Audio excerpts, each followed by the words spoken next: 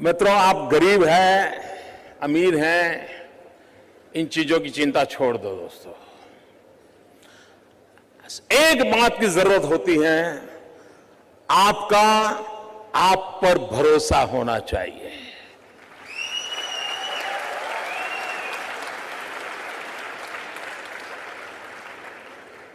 मित्रों, मेरे परिवार में 7 पीढ़ी में राजनीति का रवि मालूम नहीं है। मेरे परिवार में कोई राजनीति क्या होती कुछ पता नहीं मेरे परिवार में। और मेरा बैकग्राउंड भी बिल्कुल सामान्य गरीब परिवार का है। आप में से बहुत कम लोगों को मालूम होगा, मैंने पहली बार अभी 2 दिन पहले दिल्ली में आया था तो पहली बार अपने मुंह से मैं बोला था, मित्रों, मैं बचपन में रेल के डिब्बे में चाय बेचता था।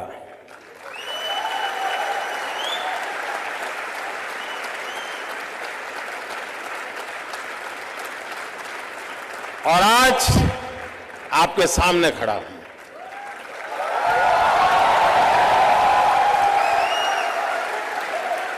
और इसलिए दोस्तों, आप ये चिंता छोड़ दीजिए आपका बैकग्राउंड क्या है। बिल्कुल घबराइए मत दोस्तों।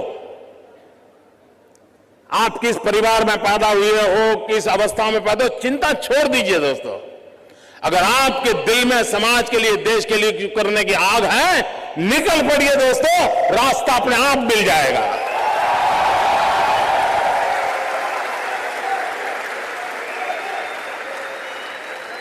लेकिन मित्रों, लेना, पाना, बनना, ये ख्वाब लेके चलोगे तो ख्वाब ख्वाब ही रह जाएगा। लेकिन देने के मिजाज से निकलोगे तो दुनिया आपके चरण चूमने लग जाएगी। ये मैं आपको विश्वास देता हूं।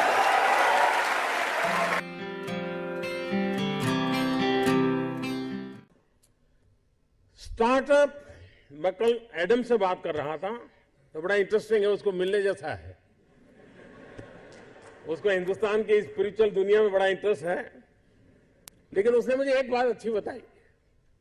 वो कह रहा है जो पैसे कमाने के इरादे से आता है वो कभी स्टार्टअप कर ही नहीं सकता है।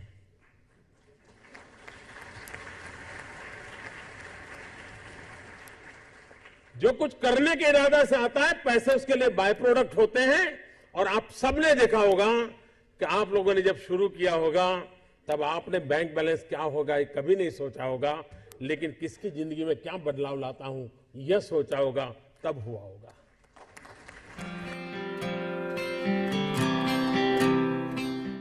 मित्रों, कभी कभी नौजवानों की जिंदगी में कठिनाई आती है।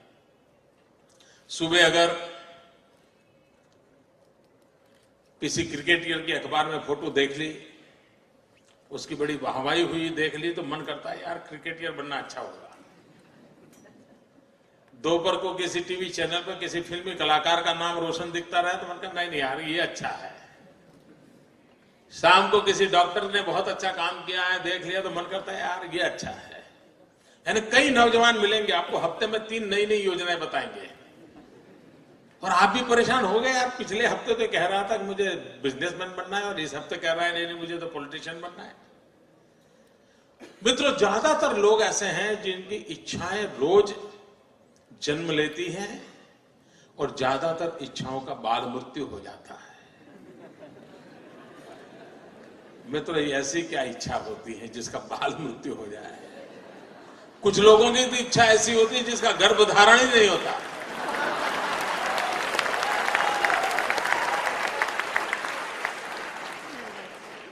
और मित्रों, कुछ लोग होते हैं जिनकी इच्छाएं रोज बदलती रहती है। और जब इच्छाएं रोज बदलती रहती है तो आपके साथी आपको क्या कहते हैं? आपको यही कहेंगे यार छोड़ो, तो बड़ा तरंगी है, वो सुबह शाम नई नई चीजें सोचता रहता है, वो बेकार है यार, वो तो ऐसे ही उटपटांग बातें करता है। ऐसे कैसा ही होता है ना। मित्रों, मेरा कोई नौजवान साथी ऐसा नहीं होना चाहिए जिसकी इच्छाएं लोगों के लिए मजाक का कारण बने। कोई नौजवान ऐसा नहीं होना चाहिए जिसकी इच्छाएं तरंग बन जाए। और इसलिए मित्रों आवश्यक है और कोशिश करनी चाहिए। इच्छा बुरी चीज नहीं है। लेकिन इच्छाओं को बदलते रहना बुरी चीज है। इच्छाएं स्थिर होनी चाहिए, और अगर इच्छा स्थिर है तो संकल्प बनती है, और संकल्प में जब परिश्रम जुड़ता है तो सिद्धि बन जाती है। और इसलिए इच्छा प्लस स्थिरता इज इक्वल टू संकल्प, संकल्प प्लस परिश्रम इज इक्वल टू सिद्धि। इस छोटे से अर्थ अलजेब्रा के समीकरण को लेकर के हम जिंदगी को बनाने की कोशिश करेंगे तो मैं मानता हूं मित्रों कि हम जीवन में कभी विफल नहीं हो सकते।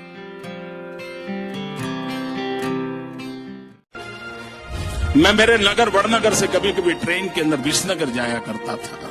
एक 12-15 साल का किशोर जिसको पोलियो हुआ था, कमर के नीचे का शरीर काम नहीं कर रहा था, वो मुश्किल से ट्रेन के अंदर चढ़ गया।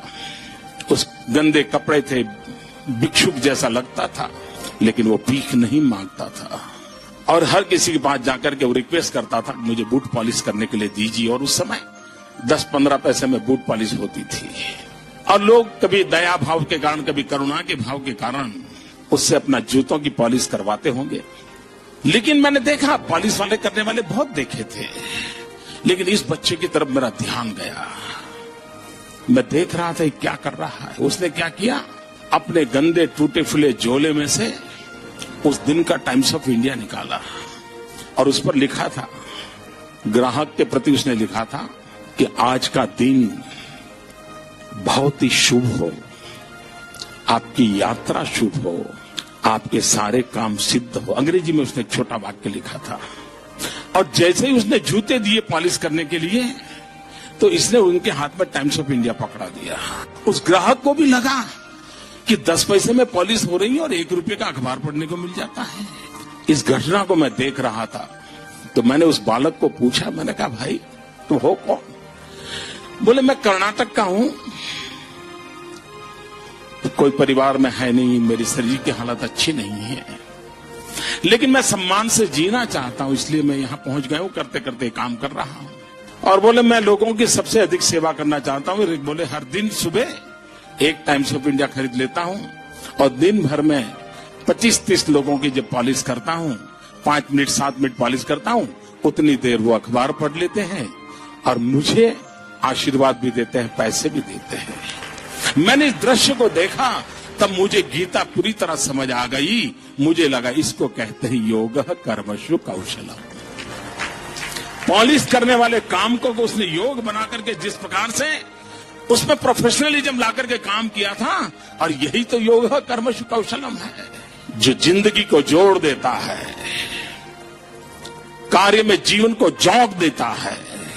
वो यौगिक अवस्था को प्राप्त करके जीवन में एक अद्भुत अनुभूति का एहसास करता है। संगठन का काम करना ये उनका जो मूलतम कार्य है वो है। कई प्रांतों में पार्टी का काम करते रहे हैं और जिन लोगों के साथ काम करते रहे हैं उनको भी लगता है कि वो टफ टास्क मास्टर हैं, डिसिप्लिनरियन हैं, नए नए आइडियाज उनको सूझते हैं। अगर वो चुनाव लड़वा रहे हैं पार्टी को किसी प्रांत में तो उसमें भी वो क्रिएटिव हैं। संगठन को और मजबूत कैसे बनाना, पार्टी का नेटवर्क और कैसे, या उसका बेस कैसे और भी ब्रॉड बनाना, वो उसमें अच्छी तरह से उनकी शक्ति का वो उपयोग करते हैं। ऑर्गेनाइजेशन तो बहुत अच्छा करते ही हैं, इसलिए तो यहाँ भी काफी ऑर्गेनाइजेशनल ड्यूटीज उनको दी जाती है।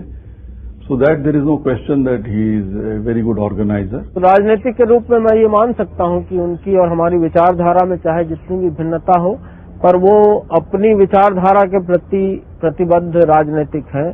और उनके बारे में जो आम धारणा है वो ये है कि संगठन के में उनकी बड़ी अच्छी पकड़ है।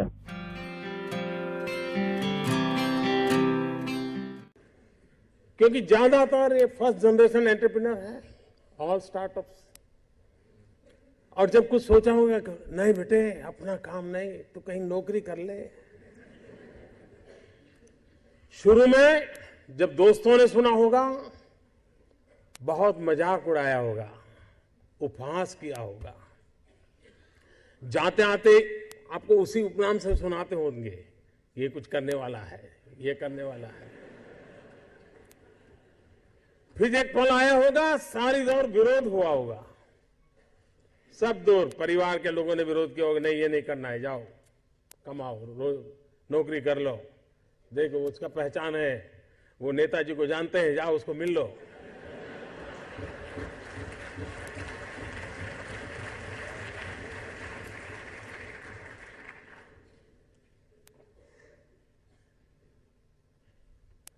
उस विरोध के बावजूद भी जो टिके होंगे, आज सब लोग कहते होंगे कि यार इसने तो कमाल कर दी, कुछ ऐसा मुझे भी करना है। हर किसी के स्टार्टअप की जिंदगी की यही कहानी है। एक भीतर से एक ऊर्जा होती है, भीतर में सपने होते हैं, उसके साथ खप जाने का इरादा होता है, तब जाकर के परिस्थितियां पलटती है। और दुनिया में हर किसी ने यही किया होगा।